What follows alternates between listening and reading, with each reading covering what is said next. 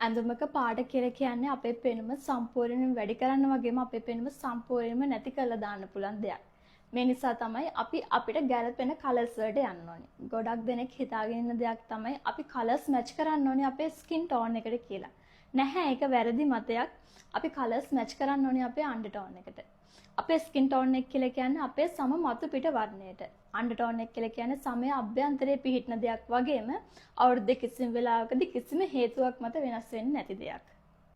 අද මම මේ වීඩියෝ එකෙන් කතා කරන්න බලාපොරොත්තු වෙනවා අපේ අන්ඩර් ටෝන්ස් වර්ග මොනවද සහ අපේ අන්ඩර් ටෝන් එක හොයාගන්නේ කොහොමද කියලා. අපේ අන්ඩර් ටෝන් එක අනුව මැච් වෙන කලර්ස් මොනවද කියලා මම ඊළඟ වීඩියෝ එකකින් අරගෙන එන්න බලාපොරොත්තු වෙනවා.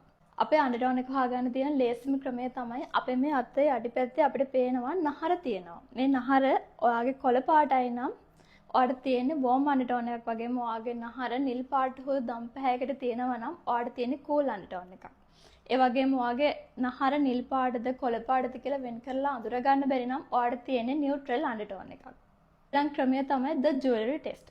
මේකෙදි වෙන්නේ ඔයාට හිතෙනවා නම් ඔයාට gold jewelry තමයි හොඳට match වෙන්නේ කියලා ඔයාට තියෙන warm undertone එකක්. ඒ වගේම ඔයාට හිතෙනවා නම් ඔයාට silver jewelry හොඳට match වෙනවා කියලා ඔයාට තියෙන්නේ cool undertone එකක්. ඔයාට silver, gold, rose gold මේ jewelry ඔක්කොම ඔයාට හොඳට match වෙනවා කියලා හිතෙනවා නම් ඔයාට තියෙන්නේ neutral undertone එකක්. ඊළඟ ක්‍රමය තමයි ඔයාට හිතෙනවා නම් ඔයා අවුවට ගියාම ඔයාගේ ස්කින් එක ඩාර්ක් වෙලා කියලා ඔයාට තියෙන warm undertone එකක්. හැබැයි ඔයාගේ ස්කින් එක රතු පාට හුරු පැහැයකට හැරිලා හැබැයි අපේ ස්කින් ටෝන් එකේ කිසිම වෙනස් වීමක් වෙලා නැත්නම් ඔයාට තියෙන්නේ cool undertone එකක්.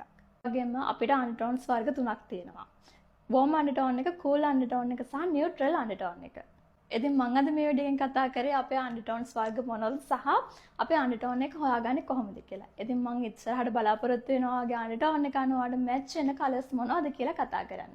ඉතින් ආරාධනා කරනවා ඔයාලා හැමෝටම දිගටම මාත් එක්ක රැඳිලා ඉන්න කියලා.